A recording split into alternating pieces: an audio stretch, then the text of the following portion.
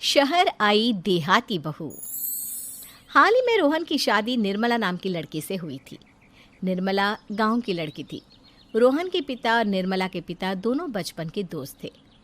उन्होंने बचपन में ही एक दूसरे से वादा कर लिया था कि दोनों बच्चों के बड़े होते ही उनकी शादी करवा देंगे। इसलिए वादे के अनुसार रोहन के पिता निर्मला को अपनी बहू बनाकर घर ले आते हैं। निर्मला अपने साथ अपनी गाय भी लेकर आ जाती है और उसे घर के आंगन में बांध देती है। अरे ये क्या माँ, भाभी तो गाय भी लेकर आई हैं हमारे घर में। अभी घर में गाय बंधी देखकर आस पड़ोस के लोग तो हमारा मजाक उड़ाएंगे ना। हाँ बेटा, तू ठीक कहती है, लेकिन क्या करूँ मैं। तू तो जानती है तेरे पिता किसी की नहीं सुनते हैं। अरे ये क्या निर्मला, तुम अपने साथ गाय क्यों लेकर आई हो? आपके शहर में पैकेट वाला मिलावटी दूध मिलता है ना, लेकिन मुझे तो रोज ताजा दूध पीने की आदत है। गाय लाकर मैंने ना बहुत अच्छा किया है। अब हम सब रोज ना गाय का ताजा ताजा दूध पियेंगे। अरे ये सब तो ठीक है, लेकिन तुम ध्यान रखना कि तुम्हारी गाय की वजह से आस पड़ोस के लोगों को कोई तकलीफ ना हो।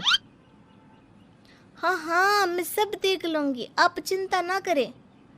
कुछ दिन बीत जाते हैं। फिर एक दिन, चल बहू, आज हमें बाजार से सब्जी खरीदने जाना है। उसके बाद सुनीता निर्मला को बाजार में ले जाती है। सब्जी के महंगे दाम देखकर निर्मला के तो होश उड़ जाते हैं। ये क्या माँ जी, 1000 रुपये की सब्जी, ये तो बहुत ही ज़्यादा है। अब क्या करे बहू, शहर का तो यही हाल है। ना ना ना, मैं इस तरह पैसों की बर्बादी बर्दाश्त नहीं कर सकती। अब से ना हम इस बाजार से सब्जी नहीं खरीदेंगे। हाँ। फिर अगले दिन निर्मला घर के आंगन की मिट्टी खोद कर वहाँ तरह तरह की सब्जियाँ लगा देती है। अरे काव्या, तेरी भाभी तो बहुत अजीब है। उसने तेरे पूरे आंगन को खेत बना कर रख दिया। मेरी समझ में नहीं आता तुम लोग इस लड़की को कहाँ से पकड़ कर लाए हो। अरे सब मेरे पिताजी का किया धरा है। सालों पहले अपने दोस्त से किए वादे के चलते उन्होंने उस गवार को हमारे गले बांध दिया। अरे तेरी भाभी सच में एक नंबर की गंवार है। उसे तो ढंग के कपड़े पहनने तक नहीं आते, ऊपर से उसने तेरे घर को गांव का तबेला बनाकर रख दिया है। उन औरतों की बातें सुनकर काव्या को बहुत बुरा लगता है। फिर वो अपने भाई रोहन से इस बात की शिकायत करने लगती है।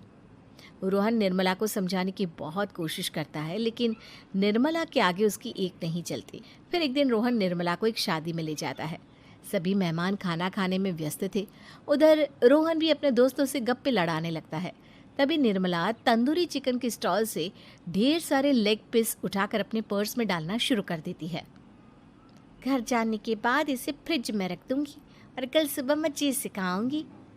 फिर खाना खाने के बाद दोनों पति पत्नी वहाँ से जाने लगते हैं, लेकिन तभी दुल्हन का भाई उन्हें रोक लेता है। अरे ये सब क्या है? मैंने यहाँ खाना खाने के लिए सबको बुलाया था, खाना चोरी करने के लिए नहीं। तुमने पर्स में जो चिकन के लेग पीस छुपा रखे ना, चलो बाहर निकालो उन्हें। दुल्हन का भाई फौरन निर्मला से पर्स छीनकर सारे लेग पीस बाहर निकाल लेता है। मैंने इतना खर्चा करके खाने पीने का इंतज़ाम किया है और तुम हो कि यहाँ से खाना चोरी करके ले जा रही हो। शर्म आनी चाहिए तुम्हें। वहाँ मौजूद सभी लोग निर्मला को भला बुरा कहने लगते हैं। अपनी बेइज्जती होते देख रोहन दुल्हन के भाई से माफ़ी मांगकर निर्मला को घर ले आता है। निर्मला, आज तुमने सबके सामने मेरी नाक कटवा दी। आखिर तुम्हें चिकन के पीस चुराने की ज़रूरत क्या थी? मुझे माफ़ कर दीजिए रोहन जी। दरअसल ना, हमारे गांव में जब भी शादी होती थी तब मैं और मेरी सहेलियाँ इसी तरह शादी से ढेर सारा खाना लेकर आते थे। मुझे नहीं पता था कि मेरी इस गलती से आपकी इतनी बेइज्जती हो जाएगी। मुझे माफ़ कर दीजिए, आज के बाद ऐसी गलती कभी ना करेंगे।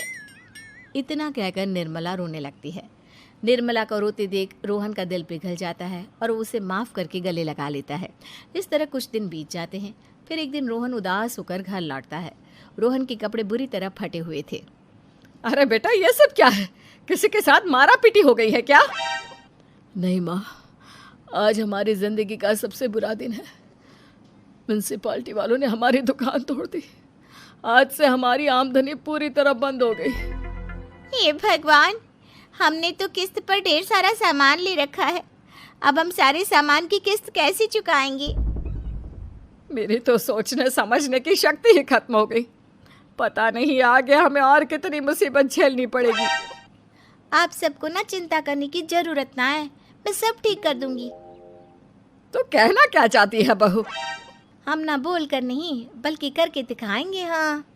उसके बाद निर्मला अपने पिता को फ़ोन करके गांव से 5 गाय मंगवा लेती है और फिर अगले दिन निर्मला सभी गायों का दूध निकाल कर बड़े बर्तन में भर लेती है।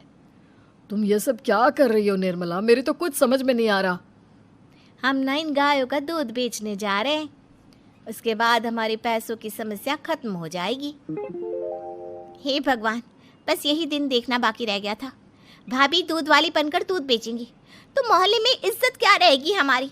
सभी लोग हमें तरह तरह के ताने मारेंगे। आप ना ऐसी बेकार की बातें ना करो काव्या जी। जब जेब का पैसा और पेट की रोटी छिन जाती है तो इंसान पहले अपने और अपने परिवार के बारे में सोचता है। और वैसे भी जिस काम से हमारा घर चले उसकी कभी ना बुराई नहीं करनी चाहिए। फिर निर्मला दूध के 2 बड़े बर्तन साइकिल के दोनों तरफ लटकाकर मोहल्ले में घूमने लगती है। दूध ले लो, दूध, गाय का ताजा ताजा दूध ले लो, बिना मिलावट का शुद्ध दूध ले लो। चलो चलो आओ भाई, जल्दी ले लो। तभी निर्मला के पास कुछ औरतें आती हैं। अरे तुम तो सुनीता की बहू हो ना, तुम इस तरह सड़क पर दूध क्यों बेच रही हो? निर्मला उन दोनों औरतों को अपने घर के हालातों के बारे में सब बता देती है। देखिए, मैंने ना अभी अभी गाय का ताजा दूध निकाला है। आप सब तो रोज पैकेट का दूध पीती हो, आज गाय का ताजा दूध पी कर देखिए, इसकी ना बात ही कुछ और है। हाँ बहू, मुझे तुम्हारी बात समझ में आ गई। लाओ, मुझे 2 लीटर दूध दे दो। उस औरत की देखा देखी बाकी औरतें भी निर्मला से दूध खरीदना शुरू कर देती है। थोड़ी ही देर में निर्मला सारा दूध बेचकर ढेर सारे पैसे इकट्ठे कर लेती है। उसके बाद निर्मला घर जाकर सारे पैसे अपनी सास को पकड़ा देती है। अरे बहू, इतने सारे पैसे! सच में तेरा आइडिया तो काम कर गया। अरे माँ जी, आप तो बस देखती जाइए, कुछ ही दिनों में मैं अपने घर की सारी समस्या खत्म कर दूंगी। हाँ। फिर अगले दिन से निर्मला गायों के गोबर से ढेर सारे उपले तैयार करके बेचना शुरू कर देती है। निर्मला को पैसे कमाते देख रोहन के अंदर भी हिम्मत आ जाती है और वो भी दूध बेचने का फैसला करता है। निर्मला के कहने पर उसके पिताजी कुछ और गायों का बंदोबस्त कर देते हैं।